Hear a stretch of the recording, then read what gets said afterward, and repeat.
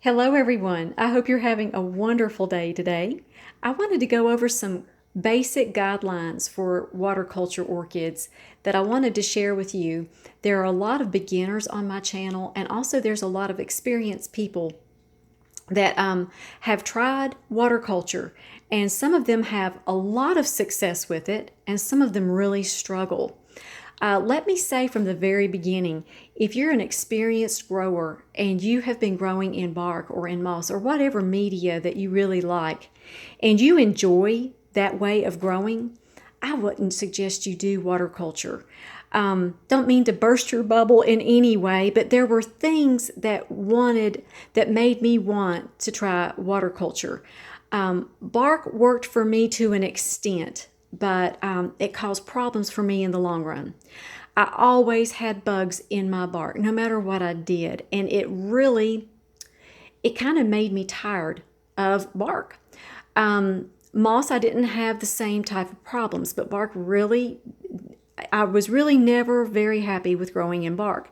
Plus, after I repotted my phals in bark, even after growing orchids for years, it seemed like they would just go downhill, most of them, not all of them. So let me just say, if you have a certain way of growing and you're really, really happy with that, I would suggest you stay with that. I have 6 different methods of growing right now. I have bark orchids, I have orchids in moss in containers with no holes, I have orchids with moss with holes in the bottom. I do full water culture, semi-water culture, and of course, as you know, my Vanda, the Vandas get an overnight soak about once every 5 or 6 days and get misted every other day. So that's a completely different method as well. One common theme that I see where people start out that kind of sabotages their water culture experience is they leave bark or moss or dead material on their orchids before they put them into water culture. That will cause you nothing but trouble.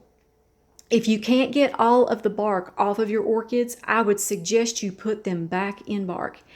If the moss won't come off of the orchid roots rather, easily, I'm really not for prying moss or bark off of roots to where you damage the roots. That just don't do that, For those orchids that have been down in moss or bark for an extended period of time, I'm just telling you, it's going to be hard on you. This phal right here, I've grown this phal for 10 years. I grew it in bark, and all of a sudden, one day in November, it just started shriveling up before my very eyes. So I decided, okay, I'm going to try water culture on that. So for 8 months, I've been working with this orchid. It did lose a lot of roots, but the roots that it has look wonderful. It likes semi-water culture. And as you see, I got a beautiful rebloom on this one. But it doesn't like full water culture. It was down in bark for so long that it just likes semi-water culture. But I wouldn't suggest you do this. Let my experience make your mind for you. It was not easy converting this phal over to water culture. It took a lot of time and a lot of effort. Now, my phal legato, I had this down in bark for about 4 years, and it took some time to turn around because it had been in bark for a while. But look, I really didn't want to repot this one in bark because, like I said, my track record for repotting in bark is not good. But do you see all of the beautiful, happy roots? So I'm so glad I did this one. What I recommend is if you're going to try water culture, try with just one orchid, not your favorite orchid.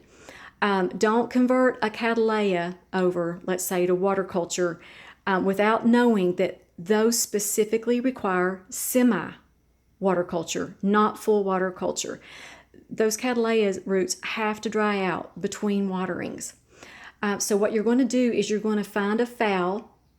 I suggest one that you find on a discount table somewhere because those phals really are dehydrated to begin with, I would start learning the method with a discount foul. Learn the method and then see if you like it. See how well that orchid does. And then convert your collection over slowly if you choose to do that. Keeping in mind that, like I said, I grow in 6 different methods according to what I feel like my orchids' needs are. So I hope that that helps you all out, and just have a highly favored, deeply loved, and greatly blessed day. And we'll see you all next time.